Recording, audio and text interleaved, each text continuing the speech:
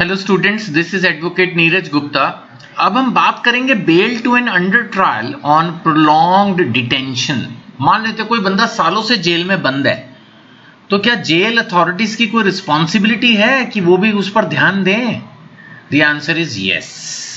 अगर एक बंदा फर्स्ट टाइम जेल में गया है और जिस ऑफेंस के लिए उसको बंद किया हुआ है, अगर वो उसकी 1/3 सजा काट चुका है तो उसको बेल मिल जाएगी। बॉन्ड श्योरिटी पे उसको बेल मिल सकती है। 1/3 अगर उसने काट ली, सपोज उसने कोई ऐसा अपराध किया जिसमें 6 साल की सजा होनी थी और 2 साल हो चुके हैं, तो उसको छोड़ सकते हैं। लेकिन ये तब है जब वो फर्स्ट टाइम ऑफेंडर हो।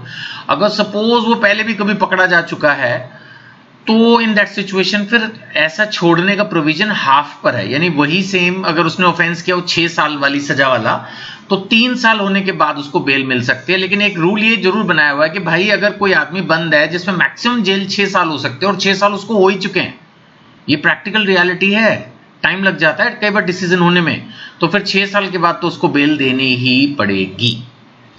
चलो पढ़ते हैं इसको। समझ तो गए हो आप, इतना ही है इसमें और कुछ नहीं है।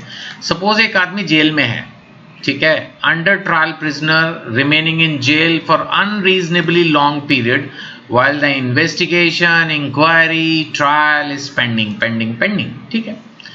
अब अगर वो पीरियड क्रॉस कर जाता है, जैसे मैंने कहा 1/3 1/2, तो उसको फिर हम छोड़ेंगे। ये बात कहाँ है?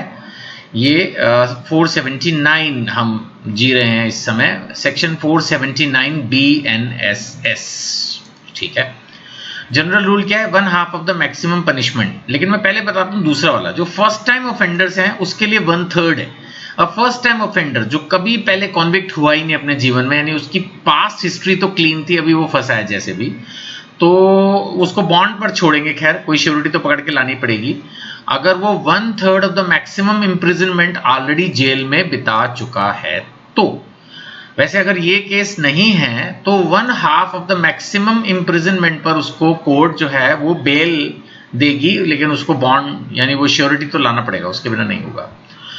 अब आप बोलोगे सर किसी को तो लाइफ इंप्रिजनमेंट होती है या डेथ पेनल्टी मिलनी है, उसका क्या होगा? हाँ, उस पर ये सेक्शन एप्लीकेबल नहीं होगा, क्योंकि उसका 1/3 कैसे निकालें? जिसको लाइफ इंप्रिजनमेंट मिलनी है उसका तो 1/3 कुछ होना ही नहीं, जिसको डेथ मिलनी है उसका 1/3 कुछ होना नहीं, तो उसके लिए सेक्शन एप्लीकेबल नहीं होगा। कंपल्सरी नहीं है, अगर कोर्ट चाहे तो ये वाली बेल मना कर सकता है। They will record reasons in writing, but bail मना हो सकती है, कंपल्सरी नहीं है। डिटेंशन, उसकी जो हिरासत है, जो उसकी इंप्रिजनमेंट है, वो कंटिन्यू हो सकती है। After hearing the PP the court will decide. अगर पीपी साहब को लगता है नहीं छोड़ना है तो फिर कोर्ट मना भी कर सकती है उसको बेल देने से 1/2 पीरियड से बियॉन्ड बी। लेकिन हाँ, अगर लगता है कि छोड़ना है तो बेल बॉन्ड पर छोड़ भी सकती है, पर्सनल बॉन्ड पर भी छोड़ सकती है। Release the accused on bail bond instead of personal bond. No sorry, bail bond ही चाहिए।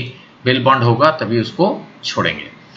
मैक्सिमम तो उतना ही है जितनी मैक्सिमम इंप्रिजनमेंट है, उससे ज्यादा थोड़ी रखोगे। अब एक आदमी ने माना कोई ऐसे अपराध की जिसकी मैक्सिमम सजा 5 साल है और 5 साल ऑलरेडी हो गए, अभी तक केस डिसाइड ही नहीं हुआ, तो 5 साल के बाद छूट जाएगा। डिले कॉज्ड बाय एक्यूज्ड, अगर उसने ही कोई नाटक किया हो बीच में, किसी भी वजह से कुछ डिले उसी की वजह से हो रहा है, अब उसमें कोई इसकी डेफिनेशन नहीं है, कुछ भी उसने ही कोई ऐसी शरारत की, हिमाकत की, कुछ ऐसा हुआ जो उसकी वजह से ही जो है ये पीरियड डिले हो रहा है, तो फिर वो पीरियड तो काउंट नहीं होगा ना, वो तो एक्सक्लूड करके ही देखेंगे। अच्छा, ये भी अच्छा है, अगर एक बंदे के खिलाफ बहुत सारे केस हैं तो फिर उसको कहां से छोड़ोगे आप 479 में? उसका पीरियड कैसे काउंट करोगे? माना किसी में 5 साल की जेल है, किसी में 8 साल की जेल है, किसी में 10 साल की जेल है, मतलब फिर तो वो शातिर बंदा है, उसको ये रहम वाला सेक्शन नहीं मिल पाएगा। 479 तो रहम वाला सेक्शन ही है ना, उसको ये रहम नहीं मिल पाएगा। अगर investigation inquiry trial in more than one offence और मल्टीपल केसेस इज पेंडिंग, उसने पहले ही बहुत कांड कर रखे हैं, देन उसको 479 नहीं मिलेगा। ये ड्यूटी बना दी गई है जेल सुपरिटेंडेंट की कि वो देखता रहे कि किस किस का 1/3 1/2 हो गया है और इन्फॉर्म करे। ऑन कंप्लीशन ऑफ 1/2 और 1/3 of first time offender, the superintendent of jail shall immediately make a written application to the court, WhatsApp नहीं करेगा, लिखित में देगा, for the release of under trial on bail और बॉन्ड।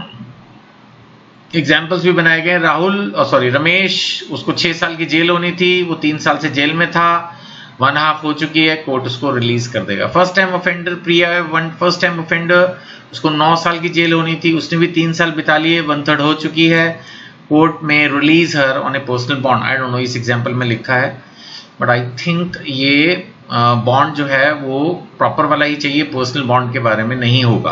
फिर भी मैं एक बार चेक करता हूं जी।